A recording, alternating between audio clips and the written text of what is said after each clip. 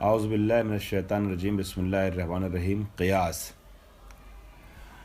تین چیزیں تھیں، بہت کم ٹائم آج بچا ہے، جلدی سے کچھ چیزیں عرض کروں۔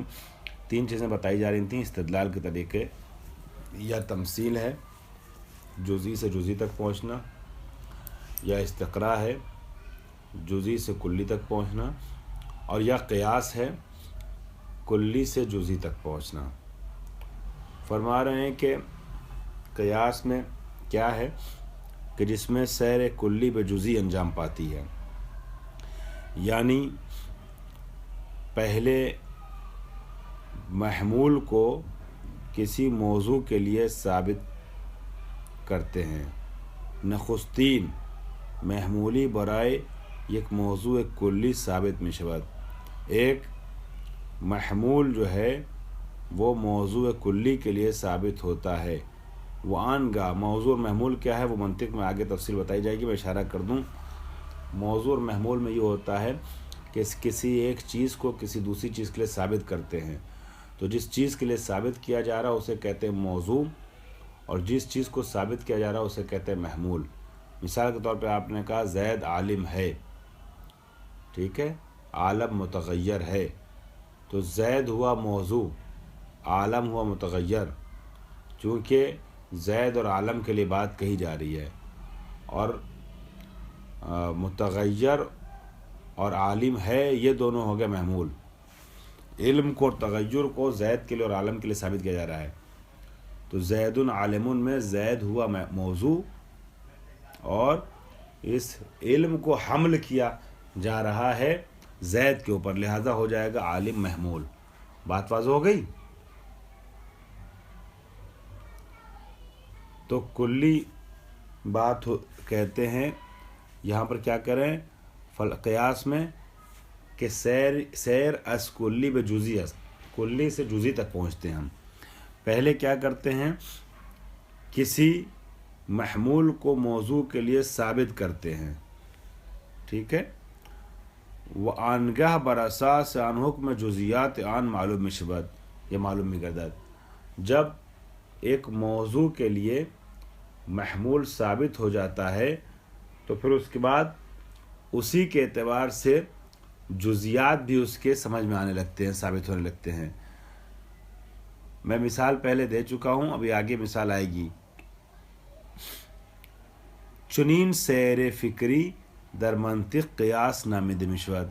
علم منطق میں منطق جو آپ میں سے بعض کا درس چل رہا دوسرا والا، علم منطق میں اس طریقے کے عمل کو، اس طریقے کی سیر فکری کو، فکر جو سیر کر رہی ہے کہ کلی سے جزئی طرف پہنچ رہی ہے،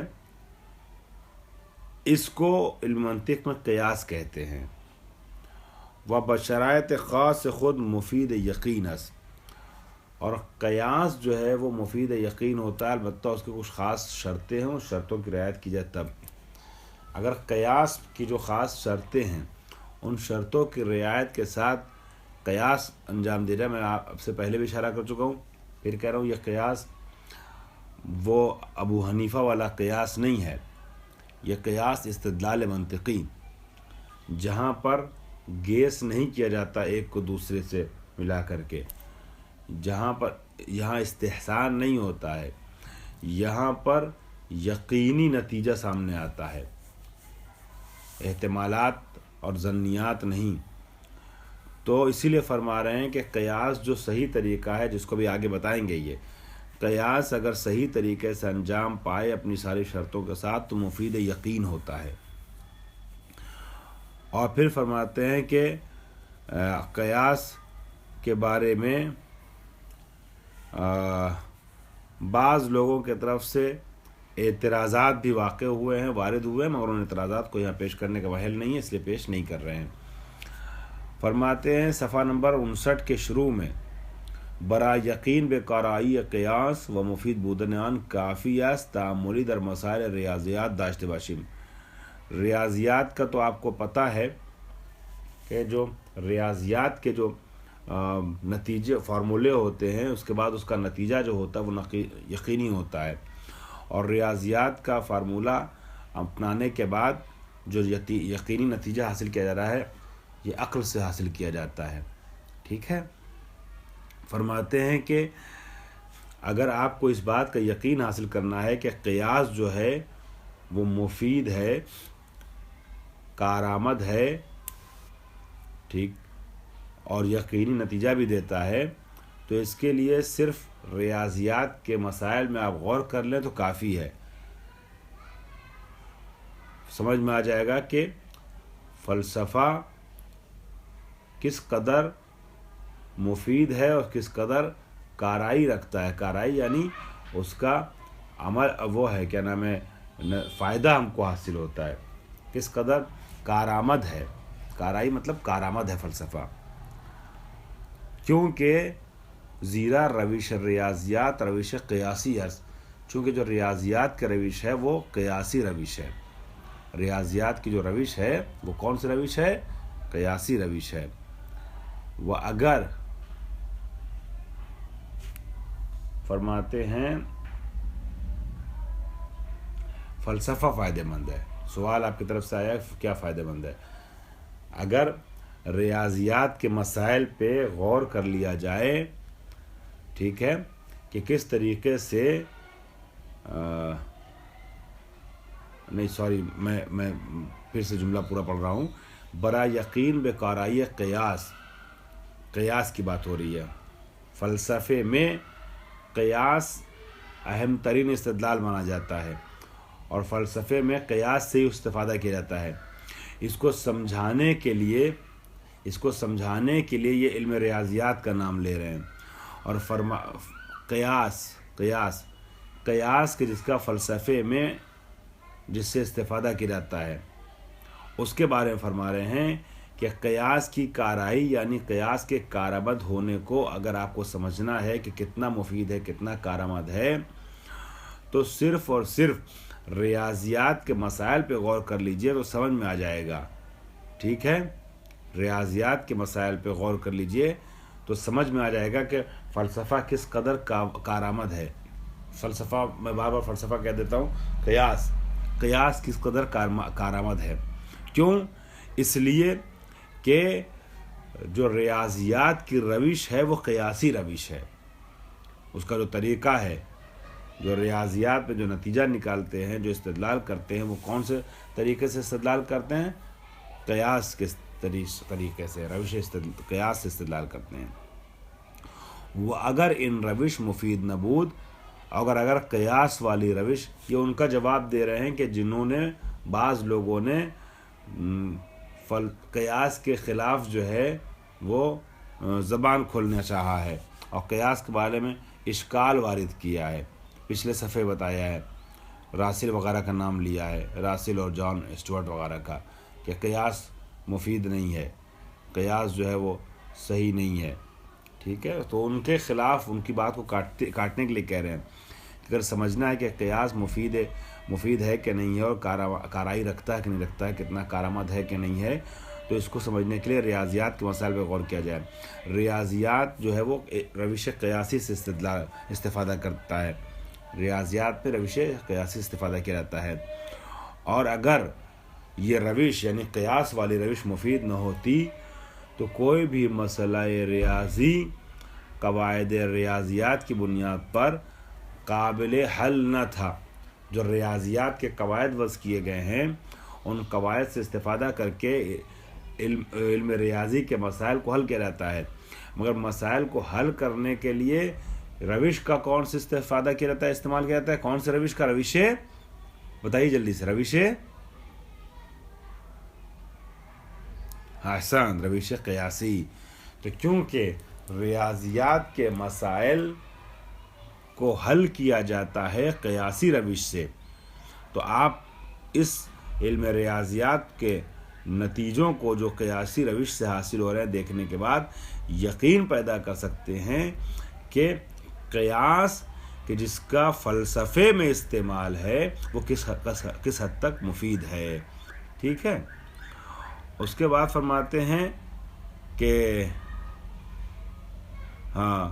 حالان کے ما بے مسائل ریاضی یقین داریم و این جبکہ ہم کو مسائل ریاضی کے بارے میں یقین ہے، ریاضی مسائل میں اور اس سے جو نتیجے نکلتے ہیں اس کا کوئی اشکال نہیں کرتا، اس پر اعتراض نہیں کرتا۔ تو جب ریاضیات کا آپ کو یقین ہے اور مسائل ریاضی اور ان کے جو نتیجے آتے ہیں اس کو آپ قبول کرتے ہیں، تو اس روش کو کیوں نہیں ایکسیپٹ کرتے ہیں کہ جس روش سے ریاضی مسائل حل کیے جاتے ہیں، یعنی روش قیاسی۔ خوب فرما رہے ہیں کہ حالان کے ماں بے مسائل ریاضی یقین داریم و این نشانگر درستی روش قیاسی است در این گونه مسائل ریاضی یا ریاضی جیسے دوسرے مسائل میں جب ہم استفادہ کرتے ہیں روش قیاسی سے اور ہمیں نتیجہ صحیح ملتا ہے اور نتیجے پہ ہم کو یقین ہوتا ہے، تو اس کا مطلب یہ ہوا کہ روش قیاسی کا بھی ہم کو اعتراف کرنا پڑے گا۔ کہ تاثیر قیاسی وائی لکھیے گا، روش قیاسی، ہو سکتا ہے ٹائپنگ مسٹیک ہو۔ خوب اب آئیے، تو پتہ چل گیا کہ 3 طریقے کی روش استدلال ہیں۔ ایک روش جزئی بے جزئی ہے جسے تمثیل کہتے ہیں، چونکہ زید جو ہے وہ شجاع ہے اور عالم ہے، شجاع ہے اور ایماندار ہے، تو اس کا بھائی بھی جو ہے عمر وہ شجاع اور ایماندار ہوگا۔ اس روش کو بتایا کہ یہ بالکل ہی مفید نہیں ہے، مفید علم نہیں ہے، نتیجہ بخش نہیں ہے۔ روش استقرائی میں ہم جو ہے وہ جزئی سے کلی کی طرف پہنچتے ہیں، کیونکہ فلاں جانور کے یہ چیز پائی جاتی ہے، فلاں جانور میں یہ چیز پائی جاتی ہے، فلاں جانور میں چیز پائی جاتی ہے، 10 20 50 کو دیکھا تو نتیجہ نکالا ہے کہ سارے جانوروں میں یہ چیز پائی جاتی ہے۔ یہاں بھی آپ استقراء میں بھی نتیجے تک نہیں پہنچ سکتے ہیں، یقین نہیں کر سکتے نتیجے پر، خاص کر کے استقراء ناقص میں۔ ٹھیک۔ تیسری چیز ہے قیاس۔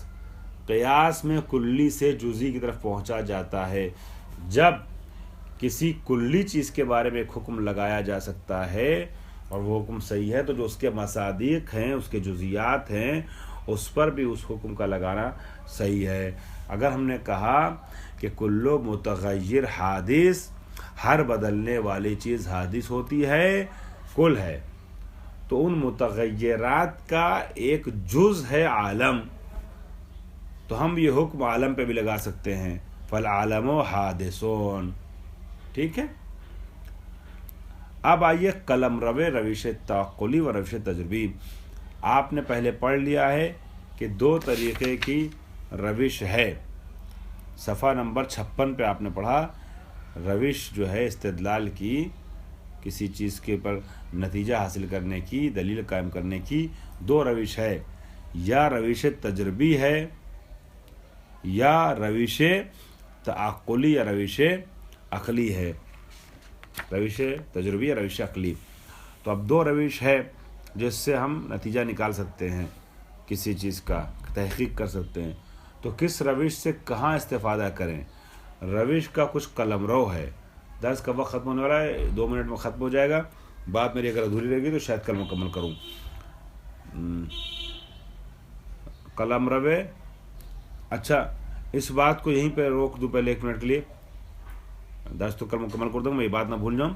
آپ لوگوں کی طرف سے مسلسل خواہشات آ رہی ہیں کہ درس جو پچھلے ہو گئے ہیں وہ بھیجے جائیں تو بہتر ہے، ریکارڈنگ کچھ کو ضرورت ہے، کچھ لوگوں کو، تو کچھ ریکارڈنگ آمادہ کر دی گئی ہے بھیجنے کے لیے، منطق کے بھی اور فلسفے کی بھی، نحو کی ابھی نہیں ہو پائی ہے، تو وہ آپ کی خدمت میں دھیرے دھیرے بھیجی جائے گی۔ ٹھیک ہے، یوٹیوب کے ذریعے سے بھیج دی جائے گی تاکہ وہ اس کو جو ہے وہ اگر آپ چاہیں تو دوسروں کو بھی استفادے کے لیے بھیجا جا سکتا ہے، ابھی شروعاتی مراحل میں ہے۔ اور کل کا بھی کلاس جو ہے 11 بجے انشاءاللہ جیسے ہوتا ہے ویسے ہوگا، اور منڈے کو جو میں نے بتایا تھا، پھر منڈے کو انشاءاللہ 12 بجے کلاس کریں گے، چونکہ جو مشکل تھی میں نے بتایا تھا، منڈے کو 12 بجے، اس کے بعد انشاءاللہ اپنے ٹائم پر کلاس ہوا کرے گا۔ صرف منڈے کی پریشانی، یعنی کل اپنے ٹائم پہ ہوگا، اگلے ہفتے سے اگلے ٹائم پہ ہوگا، صرف اگلے ہفتے صرف منڈے کو 12 بجے ہوگا۔ ٹھیک ہے، کیونکہ میں کہیں جا رہا ہوں سفر میں لسٹ پڑھنے کے لیے 2 دن کے لیے، فیض آباد اکبر پور وغیرہ تو میری ٹرین ہی 10 بجے آئے گی، تو گھر آتے آتے 11-12 بج جائے گا، تو 12 بجے انشاءاللہ پھر ہم کلاس کریں گے. خوب، چلیے آ جاتے ہیں. روش یا تعقلی ہے یا روش تجربی ہے؟ فرماتے ہیں کہ دونوں روش کا خاص قلمرو ہے. قلمرو یعنی دائرہ، قلمرو حکومت ہند، قلمرو حکومت ایران. تو جہاں جہاں تک سرحد ہوتی ہے، دائرہ ہوتا ہے، اسے قلمرو کہتے ہیں. تو روش تعقلی کا قلمرو کہاں ہے، کہاں کہاں تک اس کی حکومت چلتی ہے.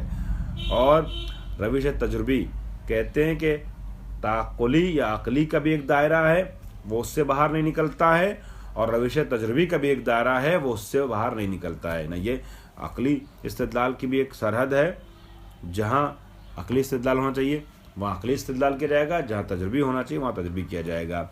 مثلاً فرماتے ہیں، مثلاً ہر فلسفی، مثال کے طور پہ ہر فلسفی جو ہے کتنا بھی مغز رکھتا ہو، یعنی دماغ رکھتا ہو، اور اپنے دماغ پہ کتنا بھی زور لگا دے، مگر یہ فلسفی جو ہے تحلیلات عقلی اور کیا نام ہے فلسفی انکشافات کے ذریعے سے کچھ مسائل کو حل نہیں کر سکتا ہے. مثال کے طور پہ وہ یہ نہیں بتا سکتا ہے کہ کن کن عناصر کو مرتب کیا جائے تو اس کے بعد جو ہے وہ فلاں کیمیائی چیز جو ہے یا مواد جو ہے وہ نکھر کے سامنے آئے گا، بن کے سامنے آئے گا. چونکہ وہ ختم ہو گیا، لہذا انشاءاللہ کل مکمل کروں گا اس کو. واخر دعوانا الحمدللہ رب العالمین.